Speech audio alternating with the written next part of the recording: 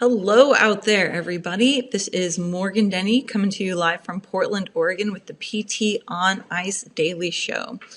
So before we get started today with our lovely topic, I just want to give a quick shout out that Justin and I are teaching the spine manipulation course in Portland, March 7th and 8th. So if you are in the Pacific Northwest and want to have a great couple days of spine manipulation, come and join us in Portland. It's always a good time, and I love showing off the city I live in. So today we are going to talk about Dr. Google, friend or foe. So I know we've all had patients who walk into the clinic and say, oh, my back pain, I Googled it and I figure I have sciatica. That's probably it, right? Or who found information on how to stretch their hamstrings that feel so tight, even though they can palm the floor. Or that very, very long, weak Achilles that's giving them problems that they just keep stretching and it's not working, but they found these cool things to do on the internet. And I've seen many a PT's eyes roll, and I mean, I've been that PT myself. But I think we tend to demonize this idea of Googling things on the internet, but I actually think it's probably a good thing when patients do that kind of stuff, because I think it shows a lot of different reasons why they're going to make really great patients. So I wanted to talk a little bit about that today, because I think we often think of Dr. Google or using the internet as like this bad thing that patients shouldn't do because they end up doing these crazy, stupid exercises. But in general, I actually think it's a really good sign. So people who use the internet to do some research in order to self-diagnose, they're often invested, right? They've spent time online Googling and looking for information and answers, or on chat sites where people report what their symptoms are and what has or hasn't worked for them. They're more likely to show up with your clinic with some ideas. They're more likely to show up at your clinic just kind of wanting information and already kind of having a base, right? So that's one thing. Also, those people are going to be super invested in the care that you're going to give them. If they've already spent the time to be looking on Google and kind of figuring out some background stuff to do or trying it at home, the things you're going to give them are only going to be done appropriately, right? Like, there are a lot of people who come to PT because their doctor said, you need to go to PT, and they kind of blindly follow orders and show up at your clinic, and then it's really difficult to get them to buy in or to do their HEP or make some of the lifestyle changes that you really feel are important for them.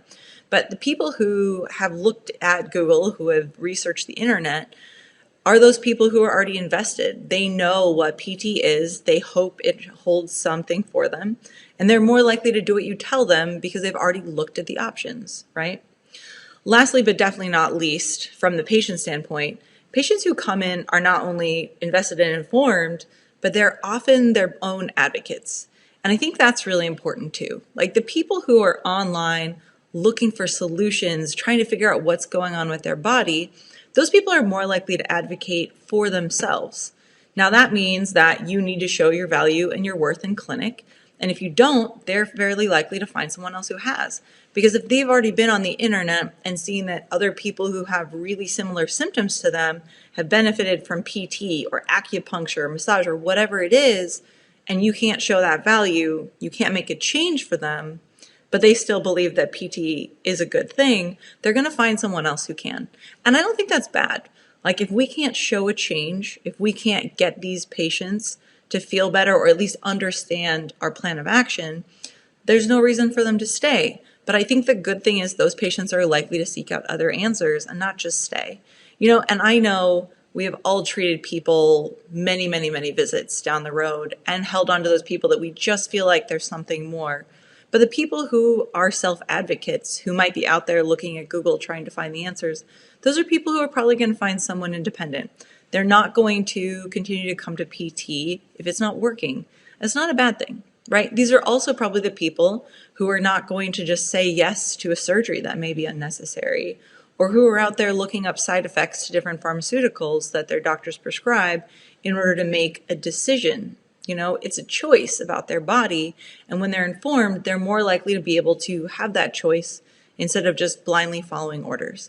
So patients who use Dr. Google, I think, are generally really good self-advocates. They're also fairly likely to bring ideas to you, right? to say, hey, I saw on the internet that blankety blank helped, this brace, this kind of treatment, laser therapy, whatever and whatnot, and then you can kind of use your ability as a consultant to help them understand what roles those things can play with their bodies, or give them information that you have from experience or from your own research. So all of those things aren't necessarily bad, but I think they're really common things that come with people who do a lot of internet research, right? So the other piece is, it's like, I think that PTs often really don't like patients that come in and have Google self-diagnosed their symptoms, because it kind of hits our egos right where it hurts, because we want to feel like, damn it, that's our job. Like, that's what we do. We can help you with your problem. Don't look at the internet. Like, that's our thing, but I also think when we demonize that other thing, we take away from our value. And if we could just step back and start saying, hey, that's great, to our new patient, I'm so glad you looked into that, because I want to let you know that that hamstring stretch might not be necessary, and educate that patient on how their hamstring might actually be tight feeling because it's hypertonic, because it's weak, because it's reacting to a nerve, whatever it is. But that patient with more information is now more invested in you and what you're going to have to offer. So I think we can really use these things to get our patients on board and really further educate them without necessarily rolling our eyes or showing them that we don't agree with what they're saying or with their strategy, right? Because as much as, don't get me wrong, the internet is a black hole of propaganda and misinformation and some really honest, genuine truth.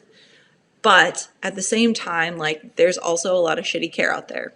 PT, medical practitioners, everybody. Like, there's some crap care in every profession. So if patients get a little misinformation on the internet, it's no worse than walking into a bad PT clinic. And hopefully, if those patients are the ones that see that PT has helped people in their similar situation, they're also going to be the ones to advocate for themselves and find a good PT, not the ones that aren't actually helping them. So I think we really just need to change the way we think about this kind of stuff and be able to move forward with our patients in a way more positive way. So remember, use that information. Get your patients on board. Don't demonize the internet. It's helping patients make better choices about their bodies with more information. And that just doesn't feel like it can be bad. So have a great day, everybody. Think a little bit about that. The song of the day today is I Think We're Alone Now by Tiffany, because it's from the 80s when there wasn't internet, and it reminds me of roller skating parties. So I hope you guys all have a great day and enjoy the topic.